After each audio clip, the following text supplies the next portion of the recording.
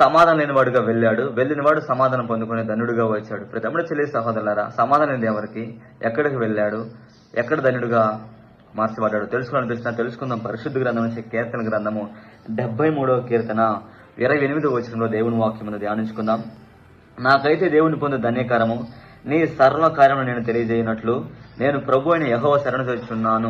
తమ్ముడు చెల్లి సహోదరులారా, అవును, సమాధానం లేకుండా వెళ్ళాడు. ఆ భక్తుడు సమాధానం లేకుండా దేవుని సన్నిధికి వెళ్ళాడు. ఎందుకంటే తనకు ఒక ఆలోచన ఉంది. ఎలా ఆలోచన ఉందంటే చూద్దాము. 14వ వచనంలో, దినమంతయు నాకు బాధ కలుగుతున్నది, ప్రతి ఉదయం నాకు శిక్ష వచ్చుతున్నది. దినమంతా తనకు బాధ కలుగుతుందంట, ప్రతి దినము తనకు బాధ కలుగుతుందంట, ప్రతి ఉదయం తనకు శిక్ష కలుగుతుందంట. ఎలా అనగా 3-4 వచనాలు చూసినట్లయితే, భక్తిహీనుల క్షేమం నాకు అంటబడినప్పుడు, భక్తిహీనులు అనగా దేవుడి అంటే భయం భక్తులు లేకుండా, దేవుడి ఉద్దేశం లేకుండా ఇష్టానుసారంగా తిరుగుతున్న వారు చాలా బలపడుతుంటారు, దీవించబడుతుంటారు, ఆశీర్వించబడుతుంటారు. వాళ్ళు ఉన్నతమైన స్థితికి వెళ్తుంటారు, వాళ్ళు బాగా లోకానికి కనిపిస్తుంటారు. ఇదేంటి ప్రభు అని తనలో ఒక ప్రశ్న, తనలో ఒక దిగులు, తనలో ఒక చింత తనలో రేగుతూ ఉంటుంది. ప్రతి ఉదయం ప్రతి సాయంత్రం తనకి ఈ ప్రశ్నకు జవాబు లేక నిద్ర పట్టట్ల. ఈరోజు మనలో కానీ ఇలానే ఉంటాయి.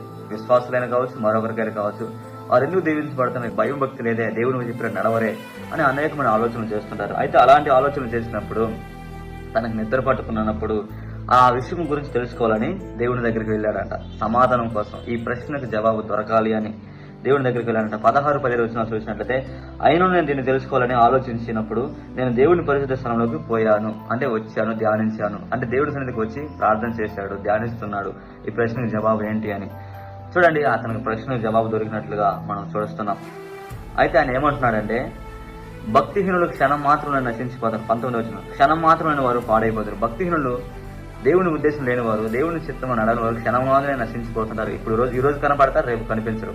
కానీ వీటన్నిటికంటే క్షేమకరం ఏదైనా ఉందంటే, మనం వాటి గురించి ఇటు గురించి ఆలోచించి బాధపడుతున్నాం. మనం ఎందుకనో రకరకాలుగా మనము బలహీనమైపోతున్నాం. కానీ మనం కలిగి ఉన్నది గొప్పది అని, మనం కలిగి ఉన్నది చాలా విలువైనది. ఆయన ప్రభు అయిన యేసుక్రీస్తు ప్రభు అని తను తెలియజేస్తున్నాడు. ఏమని, నాకైతే దేవుని పొంది ధన్యకరమే, నేనైతే దేవుని కలిగి ఉన్నాను, అది ఎంతగానో నాకు మంచిది. 25వ వచనం అంటున్నాడు అదే భక్తుడు, ఆకాశం ముందు నీవు తప్ప నాకెవరన్నారు, నీవు నాకుండగా లోకంలో ఏదీ నాకు అక్కర్లేదని తన విశ్వాసాన్ని చాటుతున్నాడు.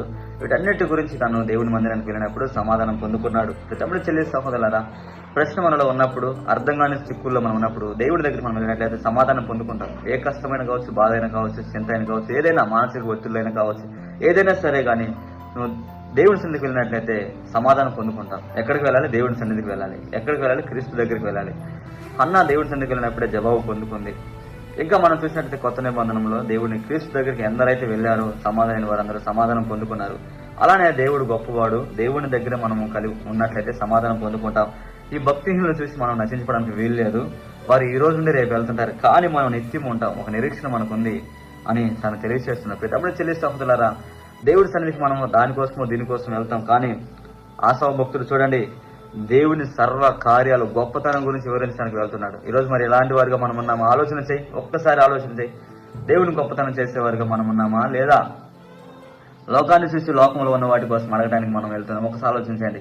ఈ లోకంలో యేసుక్రీస్తు కంటే క్షేమకరమైనది, ధన్యకరమైనది మరొకటి లేదని ఆ భక్తుడు తెలియజేస్తున్నాడు. దావీదు మహారాజు అంటున్నాడు, నువ్వు ఇచ్చిన ధర్మశాస్త్రమే వెండి బంగారు నాణ్యములు కానీ నాకు చాలా విలువైనదని కీర్తనలో తెలియజేస్తాడు. కాబట్టి దావీదు వల్లే, ఆశవ వల్లే మనం దేవుని యందు ఆశ కలిగిన వారుగా, దేవుడు ఉంటే చాలు అనే జీవించే విధంగా మనం ఉన్నట్లయితే అది ఎంతగానో దేవుడు నామానికి మహిమ ఘనత. కాబట్టి అటు వారుగా మనం